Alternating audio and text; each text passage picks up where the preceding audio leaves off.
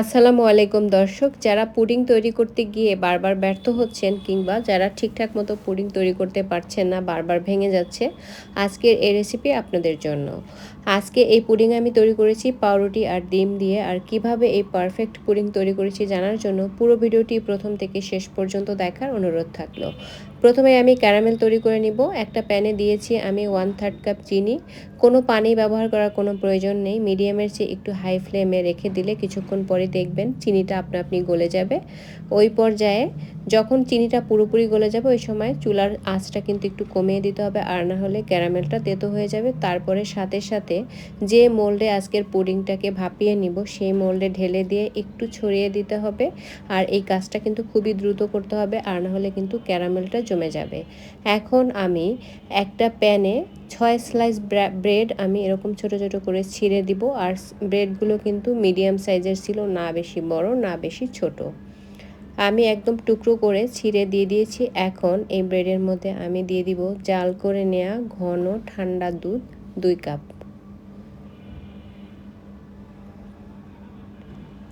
আমি 2 কাপ দুধ দিয়ে তারপরে ব্রেডটাকে 10 মিনিটের জন্য রেস্টে রেখে দিব। একটু ভালো করে সোক করতে পারে এইভাবে একটু মিশিয়ে তারপরে এক সাইডে রেখে দিব। এদিকে আমি নর্মাল তাপমাত্রায় থাকা 4টা ডিম আর ওই ডিমের সাথে 1/3 কাপ চিনি আর 1 চিমটি লবণ দিয়েছি।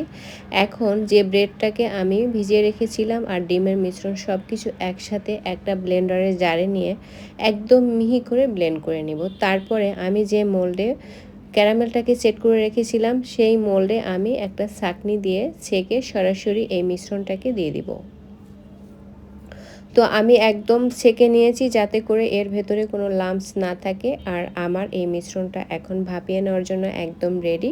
আমি প্রথমেই মোল্ডের যে ঢাকনা ছিল সেই ঢাকনাটাকে লাগিয়ে দিয়েছি। এখন চুলায় একটি বড় সাইজের প্যানে দিয়েছি আমি 3 কাপের মতো পানি, আর এখানে একটা শক্ত স্ট্যান্ড দিয়ে দিয়েছি। তারপরে আমি যে মোল্ডে আজকে পুডিংয়ের মিশ্রণটা দিয়েছি সেই মোল্ডটাকে এর মধ্যে দিয়ে দিব। দিয়ে তারপরে মিডিয়ামের চেয়ে একটু হাই ফ্লেমে জাল করে নিব। আমার পুডিংটা প্রথম দিকে আমি একটু হাই ফ্লেমে রেখেছিলাম, তারপরে একটু কমিয়ে দিয়েছি। তো আমার পুডিংটা পুরোপুরি হতে কিন্তু সময় লেগেছে প্রায় 50 মিনিটের মতো। পুডিংটা ভালোভাবে হয়েছে কিনা, ভেতরে কোনো কাঁচা হয়েছে কিনা এটা চেক করার জন্য আমি একটা কাঠি মাঝখানে ঢুকিয়ে বের করে যদি দেখি মসৃণ বের হয়েছে তাহলে বুঝে নিতে হবে যে পুডিংটা ঠিকঠাক মতো সেদ্ধ হয়ে গিয়েছে। তারপরে আমি পুডিংটাকে নামিয়ে নর্মাল ফ্রিজে 1 ঘন্টার মতো রেখেছিলাম যাতে করে পুডিংটা খুব ভালো করে সেট হয়ে যায়। নর্মাল ফ্রিজে রাখলে হবে কি পুডিংটা আর আনমোল্ড করতে গেলে ভেঙে যাবে না। এখন আমি সাইড থেকে কিছুটা আলগা করে দিয়ে তারপরে পুডিংটাকে আনমোল্ড করে নেব। তো দেখুন কেমন হয়েছে আজকের এই পুডিংটা। দেখতে যেমন আকর্ষণীয় হয়েছে, খেতে কিন্তু অনেক বেশি মজা হয়েছে। আর ভেতরে কিন্তু কোনো বুদবুদ বা কোনো ফাঁকা ফাঁকা ক্রিয়েট হয়নি। ভেতরের দিকটাও কিন্তু একদম মসৃণ হয়েছে।